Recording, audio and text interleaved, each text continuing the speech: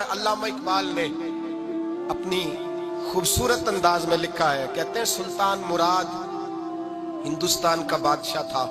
اقبال نے لکھا ہے، اقبال کہتے ہیں اس نے ایک مستری کو بلایا مسجد بنانے کے لیے، کہا اس طرح کی بنانا میرا دل خوش ہو جائے۔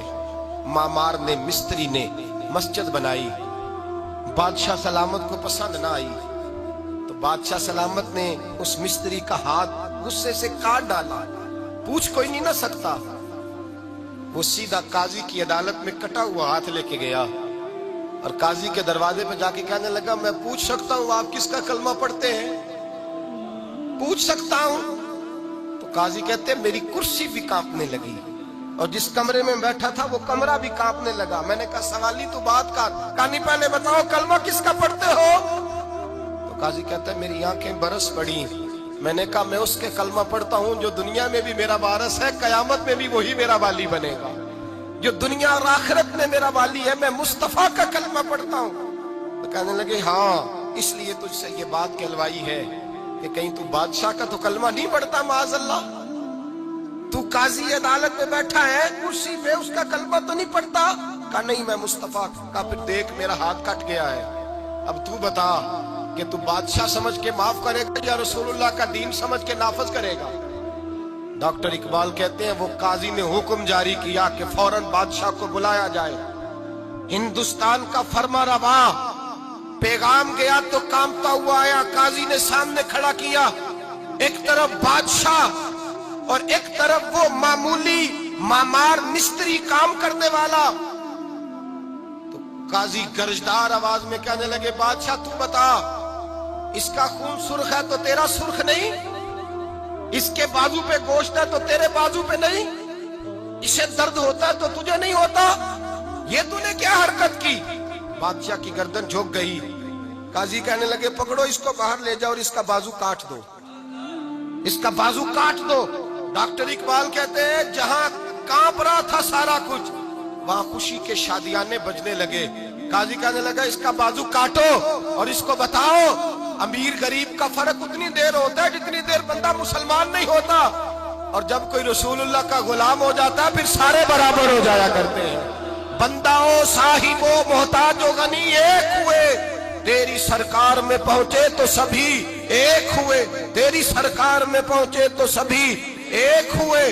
اور اپنی ملت پر قیاس اقوام مغرب سے نہ کر، خاص ہے ترکیب میں قوم رسول ہاشمی، لے جاؤ کاٹو اس کا بازو۔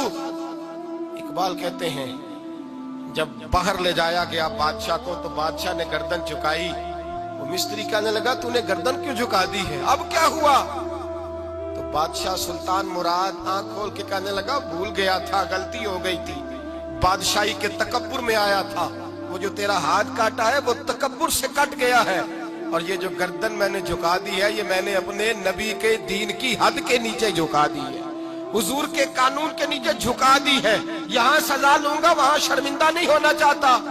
اس مستری نے بڑھ کے سینے سے لگا لیا اور کہنے لگا قاضی صاحب میں نے معاف کیا، مجھے پتا چل گیا ہے کہ مسلمان بادشاہوں کا کلمہ نہیں پڑھتے، محمد عربی کا کلمہ پڑھتے ہیں، رسول اللہ کا کلمہ پڑھتے ہیں، اور جب تک مسلمان نبی پاک کا کلمہ پڑھیں گے کوئی اللہ کی حدوں کو نہیں توڑے گا، کوئی دین کو پامال نہیں کرے گا، کسی کے اندر طاقت پیدا نہیں ہوگی کہ وہ دین کی حد کو توڑ سکے۔ حضرت جناب سیدنا محمود غزنوی رحمت اللہ تعالی علیہ بیٹھے ہیں اپنے دربار میں، ایک غریب عورت تڑپتی روتی ہوئی آئی، ماں بلکتی ہوئی آئی اور آگے کہنے لگی بادشاہ ذرا مجھ غریبنی کی فریاد بھی سن۔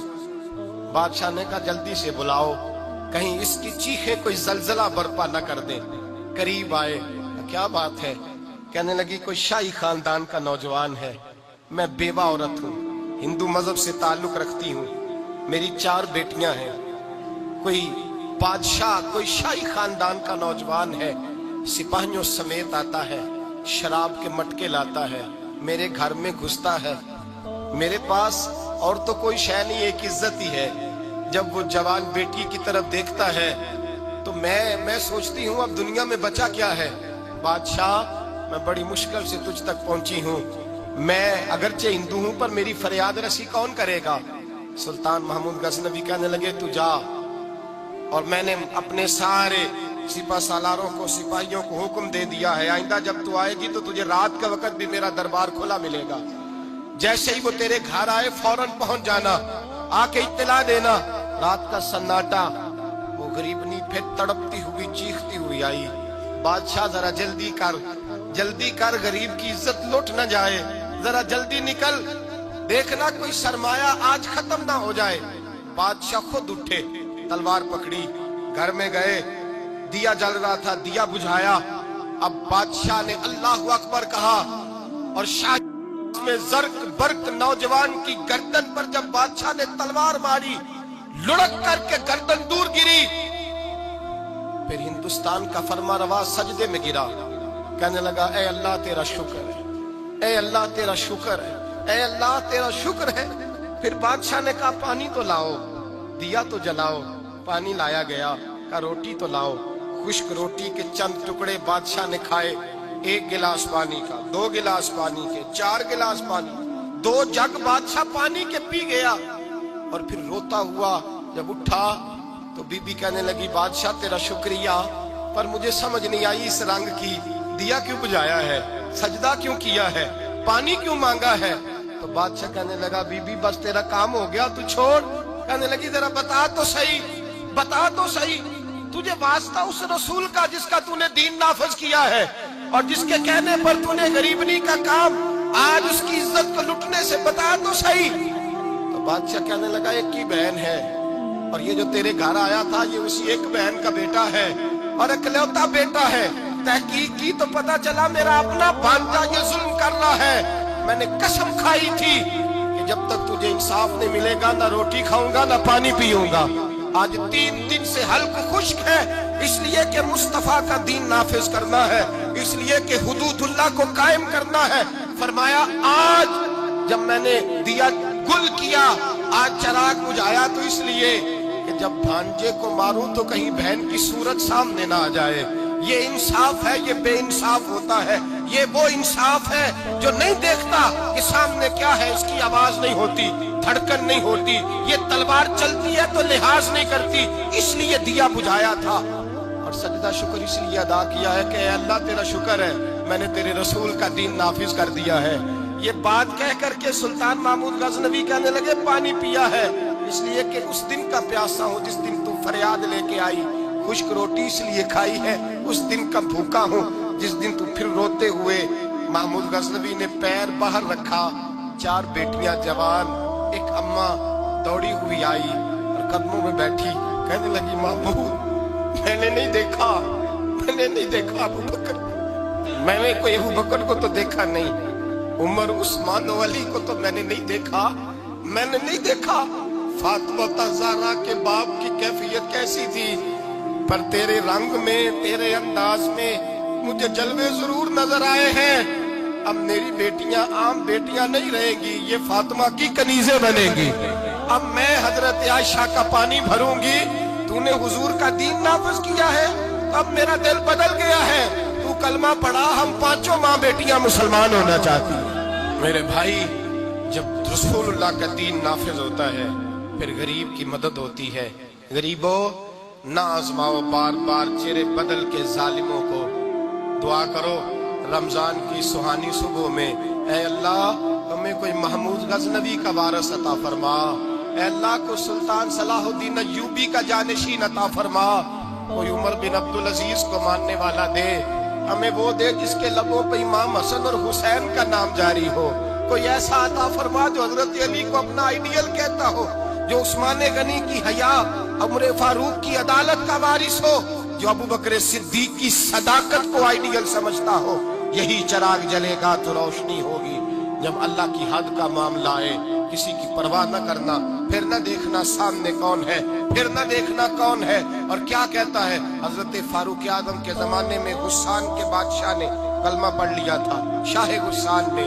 آج تو مکے اور مدینے میں بھی حالات بگڑ گئے، اب تو پیکج ہوتے ہیں حج کا، ایک وی آئی پی، ایک وی آئی پی، ایک عام، ایک اکانومی، اب تو وہاں بھی پیکج ہیں، اب تو وہاں بھی امیر آئے تو ان کے لیے الگ رستے ہیں عرفات اور منا جانے کے لیے۔ حضرت عمر کا زمانہ تھا، غسان کے بادشاہ نے کلمہ پڑھا، لمبا جبہ پہن کے طواف کعبہ کر رہا تھا، ایک غریب کا پیر جبے پہ آ گیا، غریب کا، مجبور کا، غلام کا.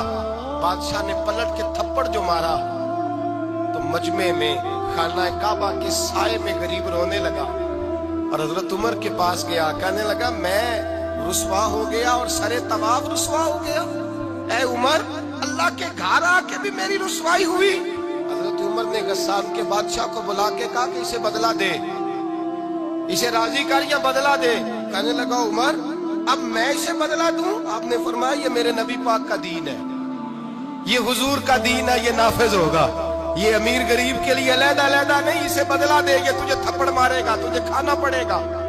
اس نے کہا اگر میں ایسا نہ کروں تو آپ فرمانے لگے پھر میں عمر ہوں، پھر میں عمر ہوں، پھر میں تجھ سے کرواؤں گا، تجھے کرنا پڑے گا، تجھے یہ کرنا پڑے گا، میں کرواؤں گا. حضرت سیدنا عمر فاروق نے کہا ایک رات کا وقت ہے تیرے پاس، یا اسے راضی کر لے یا سویرے اسی طرح طواف ہوگا، اسی طرح مجمع ہوگا اور طواف کی اس جگہ جہاں تو نے تھپڑ مارا تھا یہ تجھے تھپڑ مارے گا اور سارا زمانہ دیکھے گا کہ رسول اللہ کا دین کیسے نافذ ہوتا ہے. تجھے تھپڑ کھانا پڑے گا، مار کھانی پڑے گی. اللہ اکبر. جب سیدنا فاروق اعظم نے اسے یہ کہا، ایک رات سوچنے کا وقت لیا، اس نے راتوں رات سامان اٹھا کر کے واپس بھاگ گیا، عیسائی ہو گیا. ایک آدمی نے کہا عمر اتنا بڑا بادشاہ تھا، اس کے پیچھے کتنے لوگ مسلمان ہوتے، مال خزانہ میں کتنا نفع آتا، یہ ہوتا وہ ہوتا. حضرت عمر کہنے لگے چپ کر جاؤ، نہ مال چاہیے، نہ زیادہ تعداد چاہیے، نہ بادشاہ چاہیے، ہمیں تو اپنے مصطفیٰ کا دین چاہیے، ہمیں تو رسول اللہ کا دین چاہیے، اس سے زیادہ ہمیں کسی چیز کی حاجت نہیں. بھائی یہی چراغ جلے گا تو روشنی ہوگی. رسول اللہ کے دین کی حد کے معاملے میں کسی کی پرواہ نہ کریں. جب آپ کو واضح قرآن کی آیت مل جائے، جب حدیث مبارکہ واضح مل جائے، پھر اپنی رائے پہ پھر اس پر اپنی رائے کو نہ ڈالیں، تھوپے نہ.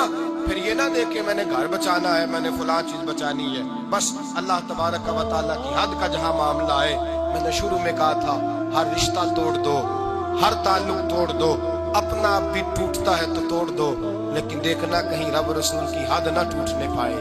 یہ حد کبھی نہیں ٹوٹنی چاہیے.